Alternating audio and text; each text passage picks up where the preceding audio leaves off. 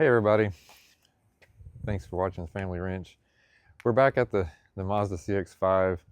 We worked on it last week, replaced the rotors, didn't replace the pads, basically because I wanted to see what would happen. The noise that we were experiencing actually did go away for a few days, but then it started coming back. So we've gotten some feedback from a friend of mine who's a mechanic, and some commenters that said whenever you replace the rotors, you really need to replace the pads. So that's what we're going to do today. But this is also sort of a generic sort of video on how to replace pads. Make sure that you grease the calipers, caliper pins, I should say, and of course how to compress the caliper. And in our case, we're going to wind up having to remove some fluid, some brake fluid, because it's already at the max, and I'm pretty sure when we compress those calipers it's going to overflow, so we'll show that too. So thanks for watching. Let's get to it. All right, so the first thing we're going to do is remove the caliper, and we're going to set it on this bucket here. Whenever you remove a caliper, you need to suspend it somehow. You don't want to hang by the brake line. So I've had this off a few times, so in my case nothing should really be stuck. Now, one of the things is, you'll notice I have the wheel, or maybe you didn't notice, but I have the wheel turned, and that's not really for the caliper, but for the bracket. When I take the bracket off, I'm going to show you what I had to do the first time I took the bracket off. Okay, so these guys come off. The caliper should come off pretty easy. Well, yeah. It should come off pretty easy. I've got it greased. In this case, it is a little tricky. I just want to make sure that weight is on this. Now, and somebody had mentioned, make sure you grease the caliper pins. Well, we didn't grease them in the last video, but I had greased them previously. So these are going pretty good, and they are pretty clean. I just want to show that. We will re-grease them, and we'll also make sure that we don't have any grease on the end of it. That can actually compress down in here if you have some there, and it will keep the pin from moving all the way as it should. But these pins, I mean, from what I can tell, they feel pretty good. So I don't think our noise is coming from this. This bottom caliper pin, by the way, has, and this is what I've seen on the Japanese so far, is they'll have a little rubber deal there that's supposed to prevent squealing, as far as I understand. And it does make that pin a little more resistant, but it shouldn't be too much different. Okay, here's the reason why I've got the wheel turned, though.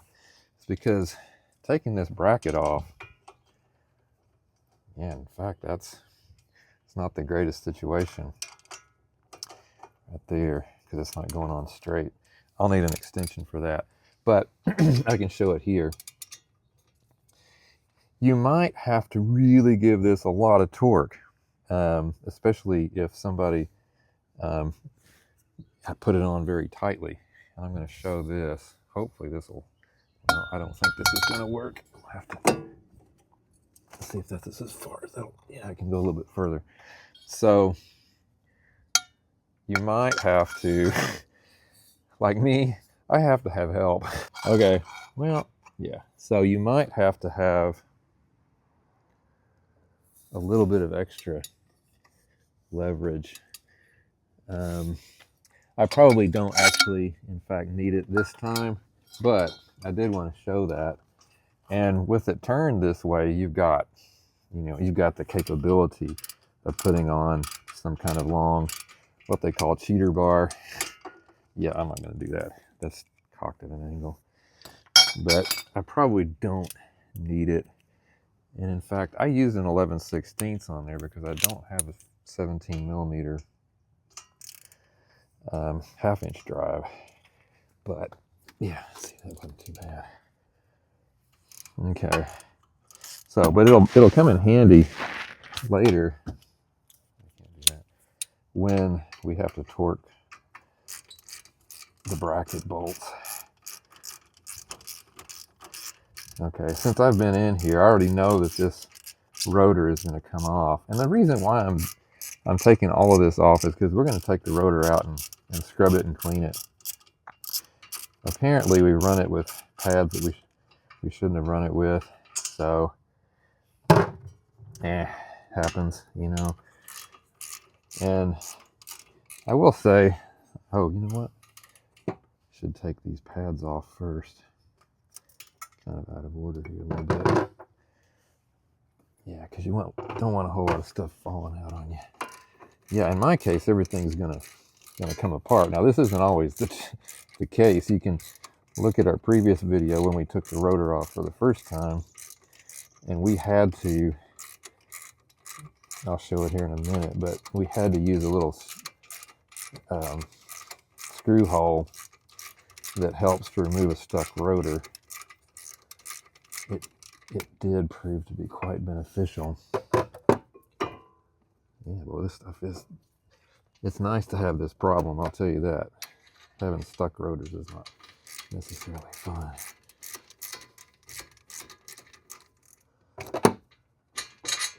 All right, so there's the bracket. We'll put him down here. The rotor's just gonna fall off. But what I want to show you is that's this guy right here. If you've got a stuck rotor and you've got an option to use something like that, then find the right threaded bolt and use that, and it should pop it off of there. All right, so we're going to clean this thing up with some Scotch-Brite and some brake parts cleaner. So what are we doing right here? Yeah, okay, so what we're doing, we're trying to be thorough. These are brand new, basically brand new rotors. We run them for not even probably 2 weeks yet. So I can still see the ridges in there, and they look new, but in the interest of being thorough, I'm going to scrub these down with these red medium, they're not called grit, but they're Scotch-Brite pads is what they are, 3M Scotch-Brite pads. And I got down at Home Depot. You should be able to get something like this anywhere. A green one would probably be fine too, but I can see that what we really want to do here is remove any of the old brake material, because if those brake pads are what's going on here, which it sure seems to be what we're dealing with, we don't want any of that old stuff. You can see it. It's coming off there, I think. So that's what we're doing. I don't really want to, I don't think you'd take any, steel material off with these things. That's why they're good for this kind of work. Okay, so what are we doing now? Okay, so now I'm going to clean this up with some brake parts cleaner, and I'm just going to use a liberal amount of this stuff to make sure that it is clean.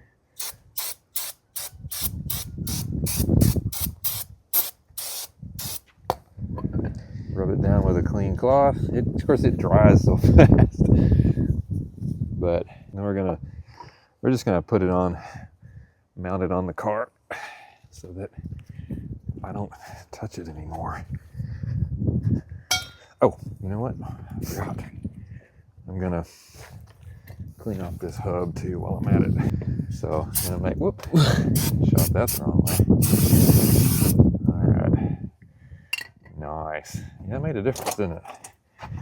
Okay, so we're gonna mount this guy on here, nice and careful like, and then we're gonna put on one lug. Put them near the bottom. That'll be good enough for now. Okay. So next thing we're gonna do is put new pads on it. All right, so I'm gonna first of all clean up the outside of the piston before I compress it back into the caliper, because you can get some junk in there if you don't clean this guy up. In other words, you don't want to get foreign material up inside that caliper if you can help it. So we just need to, there's a seal here you want to be pretty careful with. You don't want to mess that up. But if we can avoid getting contaminants inside the caliper, that's going to extend the life of it. And I'm going to clean off some of this copper anti-seize that we put on there. earlier, a few weeks ago.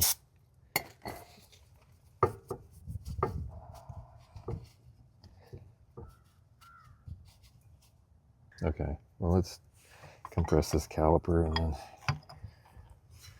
Compressing caliper. Okay, so with a Mazda and a lot of cars, you can just use a simple tool like this. You can also use a pair of pliers if you got a large enough set. We cleaned that piston, and you just have to have an old brake pad in order to put on this side to compress the piston. And yeah, so it shouldn't be hard to do. Be a little bit of resistance. I'm looking at it. Yeah, I'm looking at the reservoir. Our reservoir is already at max. It doesn't seem to be going up. Okay.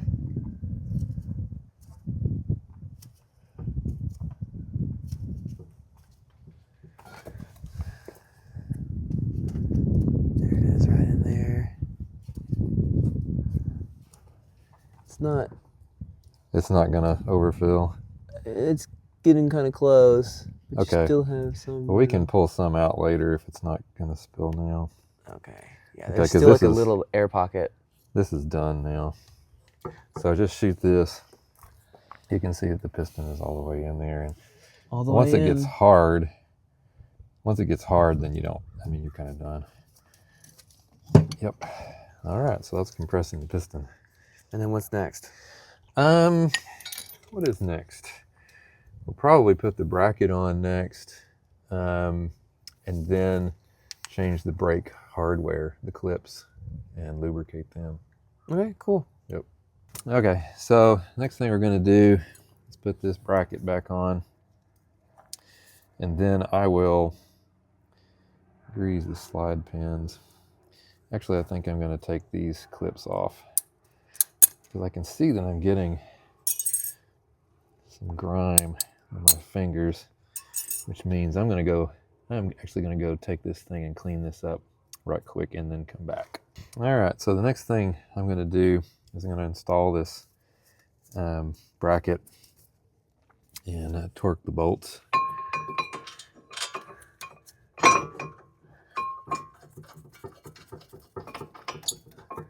It's going pretty easily by hand now. They don't always do that.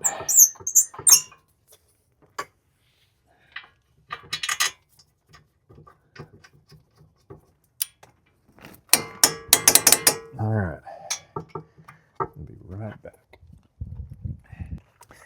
Now, generally speaking, you don't really want extensions. This is going to be even more complicated by space when you're torquing something, but I have to have a straight shot on it. I don't like having to have an extension to do that. I think I may have over tightened it. I can't get a straight shot at it this way. I guess. I wonder. No. This is an interesting one.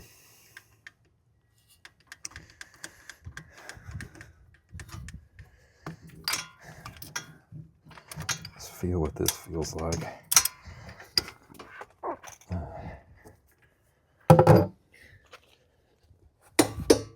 Okay. Yeah, I don't have an answer for this, but I'm pretty certain that that's over 90 foot-pounds on the top. It'd be best if you can really hold this. I just don't have the strength for that, do I? Yep. Okay. Okay, so the next thing we're going to do, I have greased these before, but in the sake of completeness, we're going to pull them out and actually clean them up and then re-grease them. They move pretty good and they look pretty clean already, but this is what you would do. You'd take them out, and this is actually looking a little grungy, interestingly. The top one looks better than the bottom one, so probably a good thing we're doing this. So we'll clean these up. All right, so just brake parts cleaner all over the place, basically.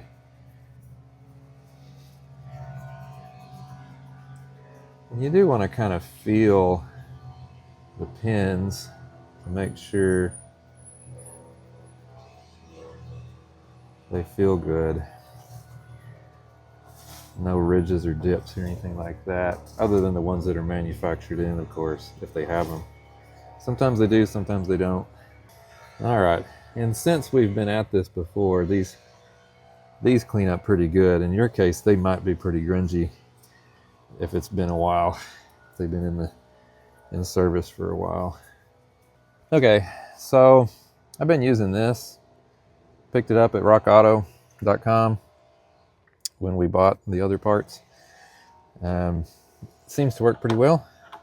So basically, it's important, of course, to make sure that you got a good amount. You can always overdo anything, of course. And it's important not to get it on the end again, because you can't really compress grease very well for certain. So yeah, I don't want to get that on my fingers. Oh, here's my rag. So we're gonna make sure that there's nothing there at all. Nice. And this one with the O-ring, whatever that's called, goes on the bottom, and that moves pretty good. You can see that. So we'll do the top one. These pins are in pretty good shape. You can take them and clean them up further if you want to. Make sure that's clean on the end. All right, looks good. We'll put you in here. All right, and they move pretty good. All right, so the next thing I'm going to do is clean up the caliper. I'm just going to put it on the rag, I think. Particularly the spots that make contact. And I think we already got this piston, but I'll take a little bit more time with that with him.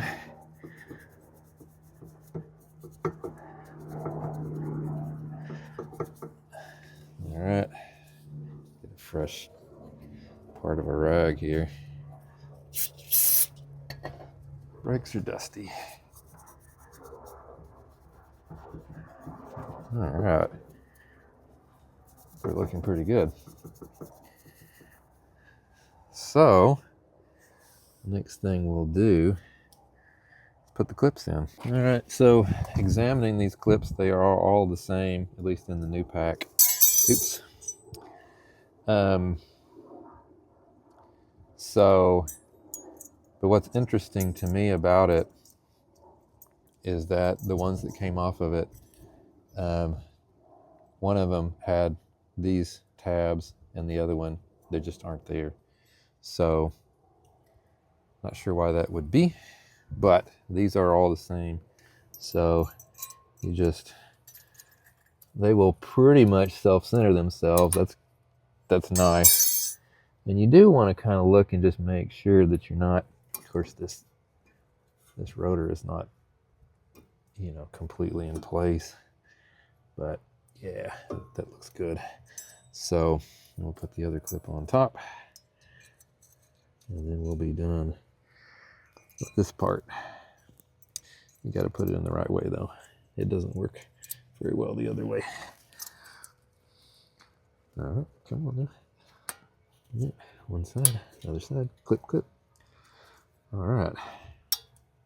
Yeah, I'm going to do a dry fit of the brake pads first. The ones we got are Akebono, in this case the 2016 Mazda CX-5 uses the ACT 1623. Okay, so if you get a kit like this, you're probably going to get these so-called squealer tabs. You might be wondering where do they go? Well, did a little bit of research. The Akebonos, at least these, have these two little spots here, and the squealer tab can go in either spot. It's important to get it right though. The squealer tab goes on the inside pad in the the inside pad at the beginning of the direction. So in other words, dry fit, this is going to go on like this. The rotor is going to be turning this way when you're going down the road. This is the left-hand side of the car, so it's going to have to go on this side. The leading edge, that was what I was trying to find, the leading edge. So this little clip right here is going to pop right on here, just like that. So this should fit in there. We'll make sure, dry fit it. Looks good. We'll dry fit another one. Make sure that these go in well. Oops. Yeah. Okay, we're looking good. We should be able to get our caliper on. Yeah, that's gonna go. It's gonna go well. So we're in good shape. We're gonna grease these. I'm gonna lubricate the tabs here, the tabs there, so that the pads will move freely over time with copper anti-seize. Okay, so I've got my copper anti-seize here. We're going to put a little bit in here. You don't want to get this stuff on the rotor. That would really sort of mess up what you're trying to do here. Just in there, just enough on every bit of the surface that will contact the pad, the tabs. All right. And in here, looking very carefully, make sure that I don't go too far. Be better to be at a different angle, I think.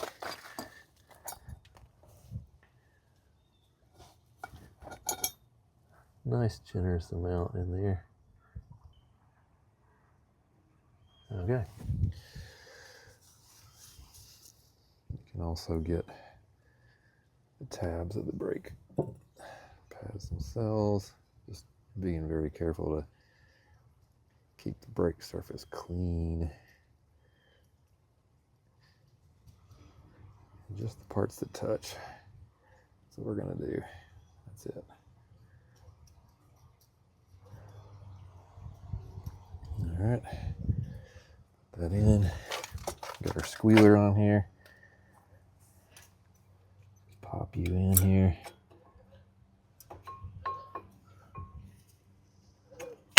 All right, sounded good. Get these tabs done too. And I did get a little bit on that brake surface there. I'll show you here in a minute if it's not apparent. We'll have to clean that off. Right there, there's a little tail of it. I'm going to get a new pair of gloves too because I've gotten a little bit on them. I want to keep this clean. Okay, just a little bit of cleaner here. Fresh gloves. Off of there. Keep it nice and clean. That's what we want.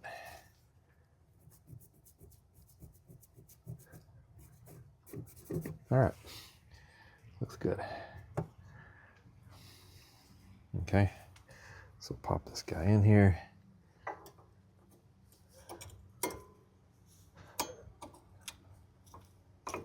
Okay, so that's looking good. I'm going to put a little bit of lubrication on the outside here. Can keep squealing down as well. And I like to put this on after you put the pads in, just because it's a little bit less mess to have to deal with while you're putting things together and trying to make sure you don't get this. You want to keep the braking surfaces meticulously clean. Okay, so the caliper now should be ready to go on. And with the Mazda, kind of cool the way these pins work, but you do have to kind of be aware of them. They have a, there we go. Okay, so yeah, I don't know if you can see that or not, but they have a flat side to them. They have two flat sides. Oh, shoot. That helps you. You don't have to put a wrench on it. It will lock in there when you're tightening it down. Well, I'm just having a little bit of trouble here this time for some reason. There we go. All right, so we got the top one on. And we'll get the other one. Put you on. And these are 14 millimeter bolts. All right.